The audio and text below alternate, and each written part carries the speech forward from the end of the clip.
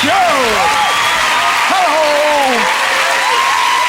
And welcome to Good News. So, what's been happening? Well, either this bloke has a massive erection or he's hiding a dwarf.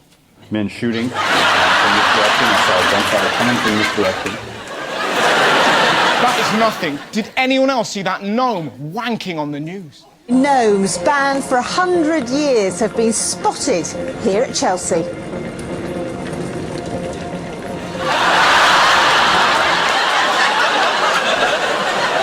I think we all know he's happy. Now here's a question. Did anyone else think the Sky's coverage of the Oklahoma tornado was a little bit shit? We'll be live to Oklahoma for the very latest on the tornado.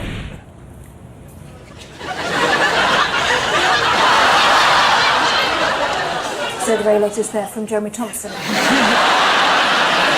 And finally, is it me, or does Morgan Freeman find Michael Caine a little bit boring?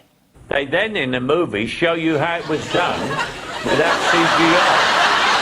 So it's quite a wondrous thing to sit there. We were in the audience last night.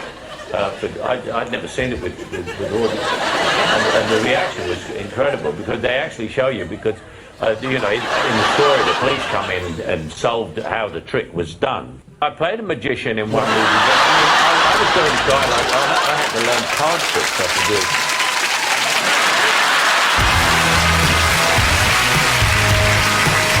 The big news was, of course, the tragic events in Woolwich. The shocking attack on the streets of London. 2 men are shot by armed police after attacking what is reported to be a serving soldier. It was an awful, barbaric attack. The nation was shocked. Some left flowers at the scene, some donated money to help for heroes, and then a few morons did this. There were attacks on mosques in Kent and Essex. What a bunch of dicks! There's been an attack in Woolwich. Let's drive 50 miles away and brick a mosque. What kind of logic's that? Fred West killed people in Gloucester. Let's go to Swindon and punch someone. Then it got worse. Some twats from the English Defence League went to Woolwich to reclaim the streets. There were confrontations in Woolwich between the police and a group of around 60 people from the English Defence League. Utter knobs. We're here to make the streets safer. By fighting. We're going to clean up the streets by throwing bricks, hurling bottles and smashing up shops. The only way to stop terrorism is to create more terror. If you want to make Britain a better place for your children, probably not a good idea to throw bricks at the fucking police. Also, does anyone else find it pretty ironic that people who hate Muslims turned up looking like they were wearing burqas?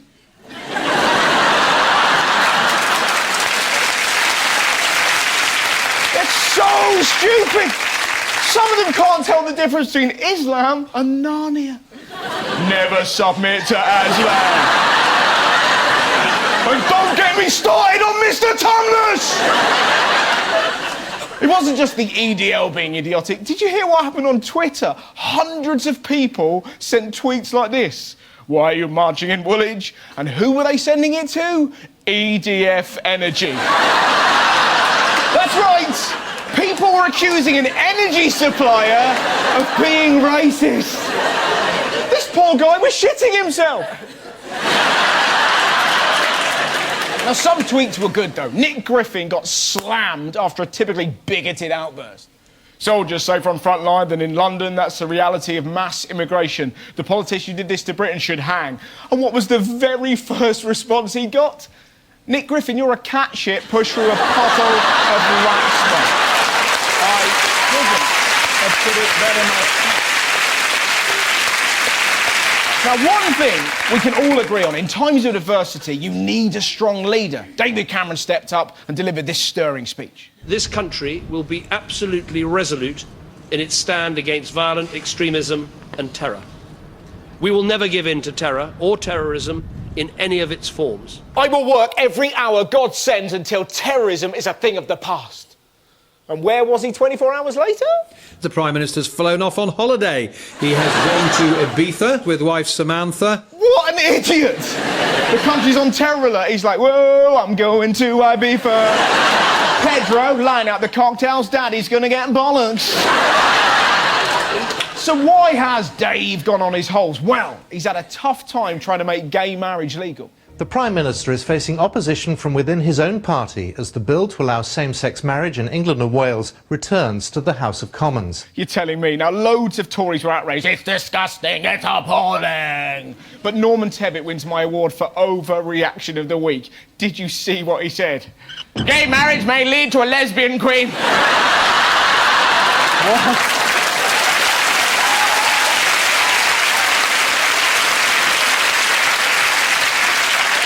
Gay marriage may lead to a lesbian queen. I'd love to have seen the Queen's face when she read that. Philip! It says here that if they pass gay marriage, I'll become a lesbian. Really? Can I watch? Hello, Kelly Brook?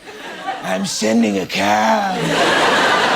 I tell you what, this is really going to change the Queen's speech. Britain, I've got an announcement to make. I'm off the crown jewels. From now on, I shall be known as Your Majesty.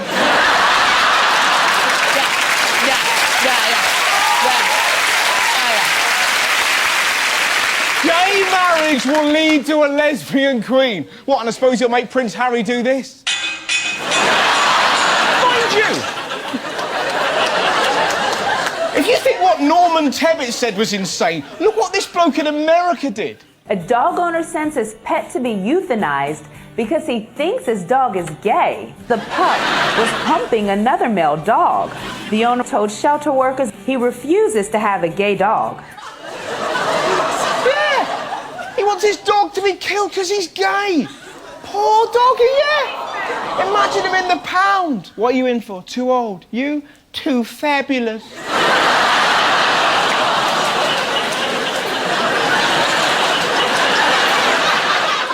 Fetch your bone. Honey, I don't even know your name. Fly me to the moon. Don't fret. Luckily, this story has a happy ending. A Facebook campaign was set up to try and save the dumped dog. And luckily, he's been adopted and named Elton. Hey! All's well that ends well. Not only that, his new boyfriend loves to be teabagged.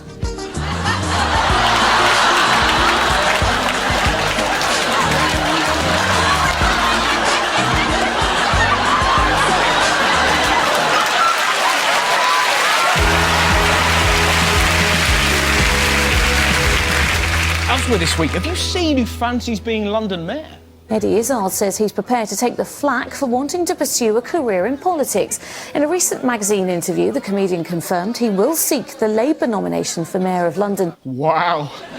Eddie Izzard versus Boris Johnson. That could be the most amazing, surreal debate ever. I want a party with values. Reduce crime and disorder. Invade Birmingham. Pelted with pork pies. Take your buttocks and sell them to the Chinese. Triangular Duga. Pork pie hat on a raptor. Killer rabbit. Chicken undertakers. Beetroot juice. Chocolate hobnobs. Macaroon. Cake mix. Cyborg. Tootie. Badger. Pigs and squirrels. Whiff whack. Helicopters. Bicycles. Bonk. Codswallop. What? Flabbergasted. Lipstick. Pussycat. Bisexual hermaphrodite. Very nice. That is a debate we don't want.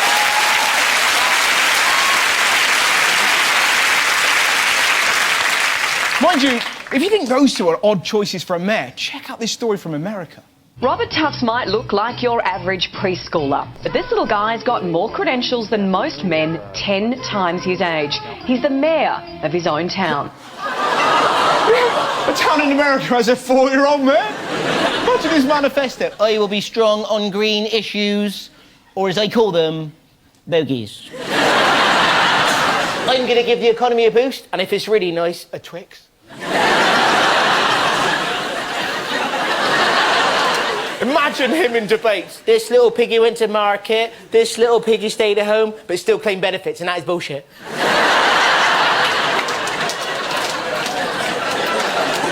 Or maybe he just went, if you don't vote for me, I'll tell everyone you touch me. You can't have toddlers running a city. They won't be able to handle complicated issues like, I don't know, crime and finance. Some of them still can't get their heads around how ball machines work.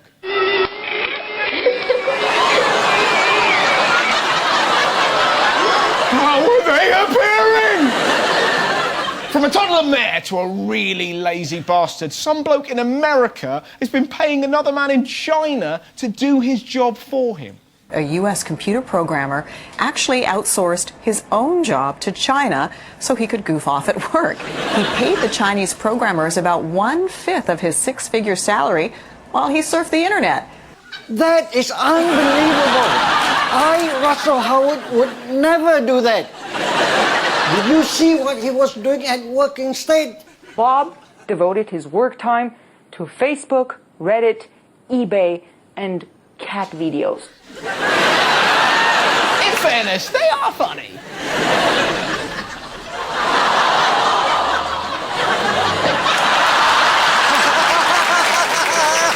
That was great fun. This next story is amazing. Check out who the Germans are sending into space. German porn star Coco Brown is training to be the first porn star in space. They're sending a porn star to space. Fair to say, her co-presenter, a little bit excited about this story. Oh my God, it's a porn star in space! You think he's happy? Check out how the astronauts felt. I'd love to see the moment she met up with them. Just the other astronauts. I've trained for hours in zero gravity. Well, I have a degree in astrophysics. What's your special skill? And her just going, pass me that ping pong ball. Da, da, da, da, da. Da, da, da, da, da. Christ, there'll be aliens at the windows like this. Now, my favourite part of the story is the way this reporter sums it up. If you're worried about how she's going to do and if she's going to be all right, she's already been in German porn. Believe me, she can take it. Oh, that is such a window into his life. She can take it. I once saw a German girl shag so many men by the time she finished she had a liquid ass. Mind you, if you think porn in space is bizarre, have a look where it appeared in New Zealand. Families watching Prime TV this afternoon got a shock when the grassroots rugby show they were watching was suddenly replaced by hardcore porn. An Auckland woman watched in disbelief as the rugby turned to Desperate Black Wives 2. There you go. There you go. Porn interrupted a rugby game. Imagine that moment. Come on, score a try. You can. Holy shit. Well, that is not how you do the hacker. Do you think she's going to be all right? Yeah, mate, she's been in German porn. She can take it.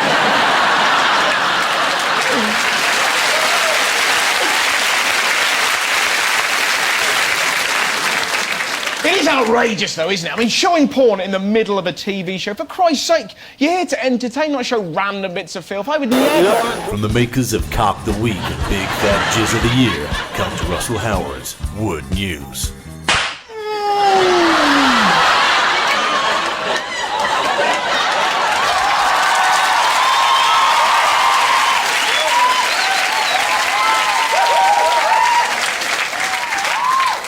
I was very young and I needed the money. Go to the music. Go to the fucking music! Next up, big religious news in Russia. When you hear the word Christian music, images like this might come to mind. But the church has decided to get with the times. The Tulskaya Diocese has decided to allow its younger members the opportunity to have their voices heard. And the way they've decided to do this is by rapping. Yeah, basically they're getting rid of hymns and replacing with rap. Imagine that. When I say Jesus, you say yeah. He looked like a BG and he had good hair. Judas betrayed him, but he don't mind because he can turn water into wine. In the name of the Father, the Ghost and the Son. I baptize all the bitches and I shoot my gun. I got loads of gold and a massive rod. Now go in peace and thanks be to God. It would be quite cool. But I don't think it's going to work because rap and religion, bad idea. Believe me. Well, I wrote this song for the Christian youth. Lovely. I want to teach kids the Christian truth. Sweet. If you want to reach those kids on the street, then you gotta do a rap to a hip-hop beat. Gentle. So I gave my sermon an urban kick. My rhymes are fly, my beats are sick. Lovely. My crew is big and it keeps getting bigger. That's 'cause Jesus Christ is my nigga.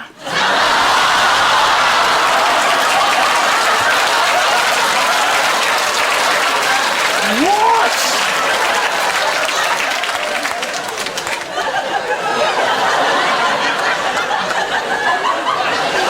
How did he possibly think that was going to be okay?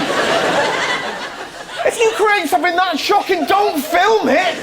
If I did something awful, like, I don't know, let's say I made a film where some girl did me up the jacksie with a strap on, I would never show that. You keep that hidden. You don't... Liquid ass.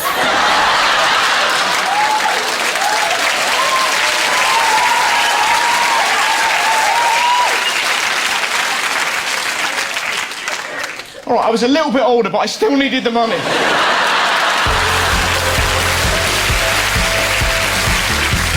Now, this is the part of the show I genuinely don't know anything about. There's going to be a mystery guest who's been in the news, and I have to figure out who that person is. So, please welcome my mystery guest!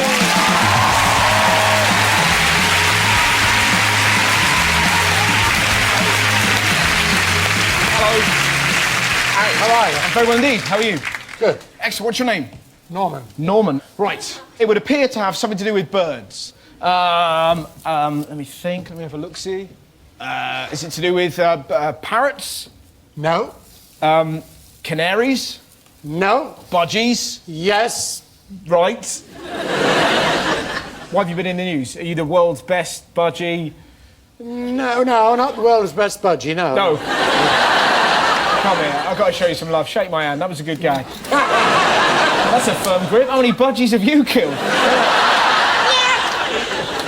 You're not the world's best budgie killer, that'd be... I'm just going to kill a load of budgies with a hammer. Have you ever killed a budgie? No. My dog did. Your dog killed a budgie? He got stuck in his throat. Right. OK.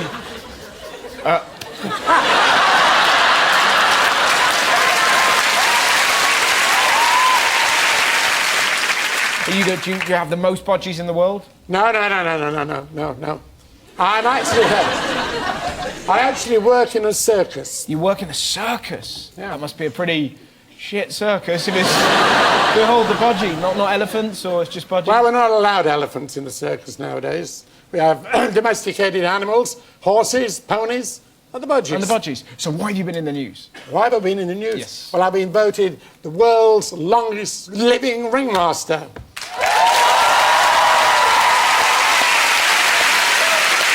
So, did you know from an early age that you could be a master of the ring? Well, the first time I went into the ring was in I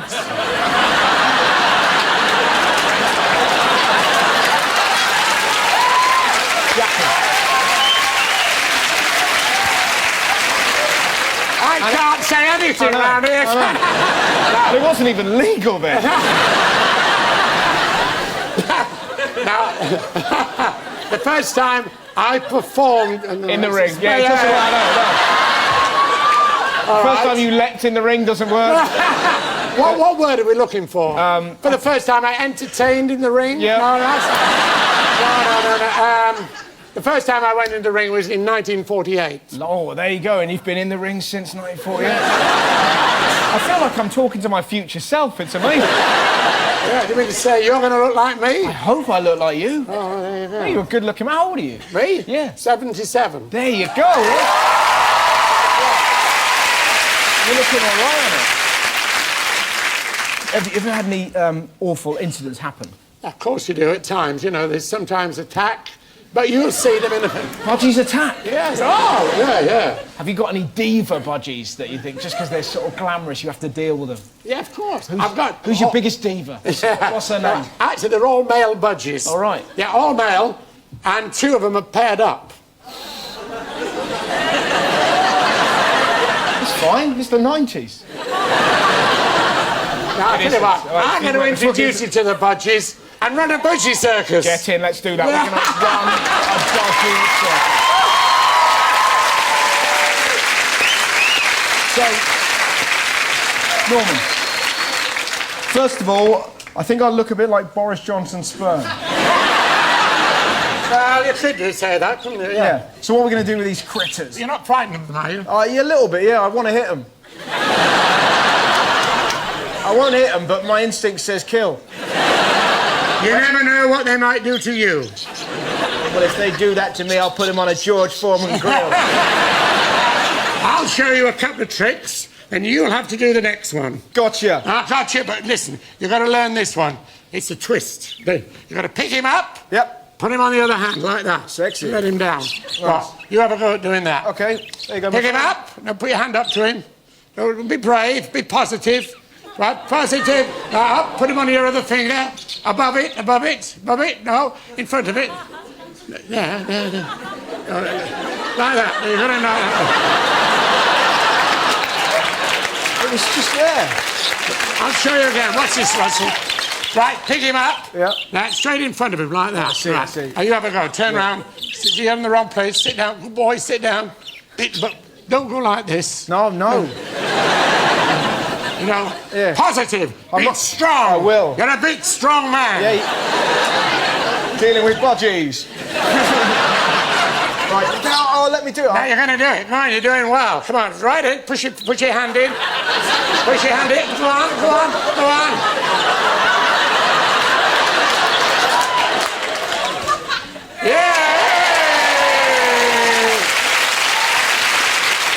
I'll show you then a couple of things you can do. My lords, ladies and gentlemen, the fabulous budgie trainer, Russel Howard.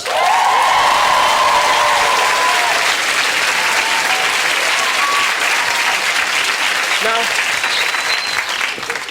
right, up you go. Here we go. Right, let's get going. Here we go. Come on, that's it. Up you go. Come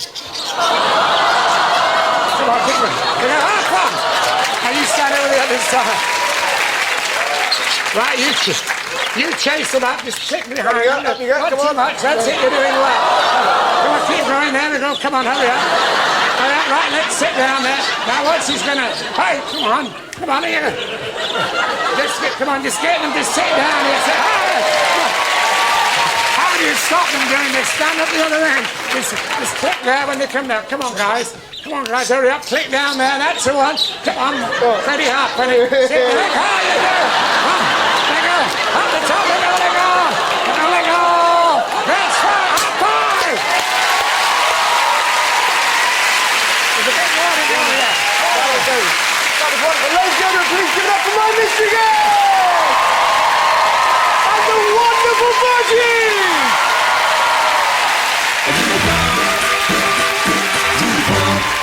Next up, have a look at what the Dutch equivalent of Jonathan Ross did on primetime TV. Dutch TV presenter stuns viewers after drinking breast milk direct from mother's breast.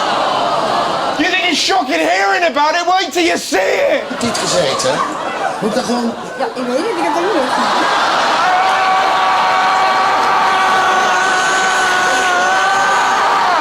He drank tit milk!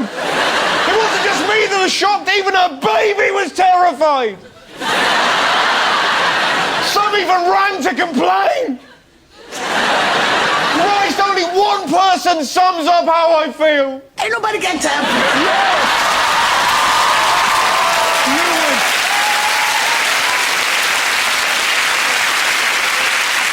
You would never catch me showing something that disgusting on TV. I mean, for Christ's sake, families could be watching this just...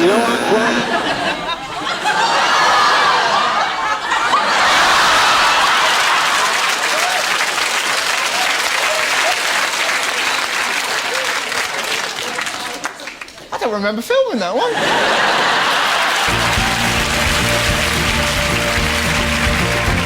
Now, an inspirational story about an artist called Barry West.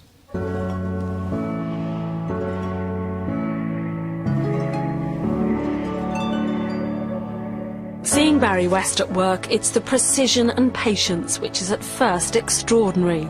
Then he tells you he's only been mouth painting for 18 months.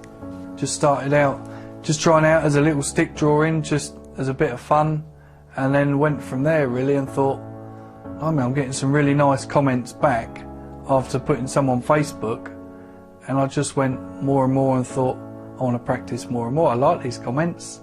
His progress means his designs could now be sold around the world on cards, calendars, and as prints through the Association of Mouth and Foot Painters. It's quite an achievement, but Barry is used to doing what he sets his mind to. His car crash at 19 left him unable to use his legs or arms, but in the 16 years since, he's been skydiving, become a qualified scuba diver, and scaled Ben Nevis. He doesn't just take part, but is also a team leader on various expeditions. When I was able-bodied and you think, I want to go and do something, you know, you can do it next week, the week after, and you think, I'll get round to it. But where I've had a lot of my physical ability taken away, where I've only got use of my head, now I think, how can I do that? Last year, he carried the Olympic torch through Rye. The Paralympics, he says, has made a real difference to people's perceptions of those with disabilities. And he hopes he can help those struggling, as he did for years, to come to terms with spinal injuries. We're not programmed in to know how to cope with living a situation with just the use of your head. And I didn't think it was possible, so hopefully some of the things I've gone through and I've done will help other people within my position to believe in their self. There you go. Thanks very much for watching the news. Good night, my chum.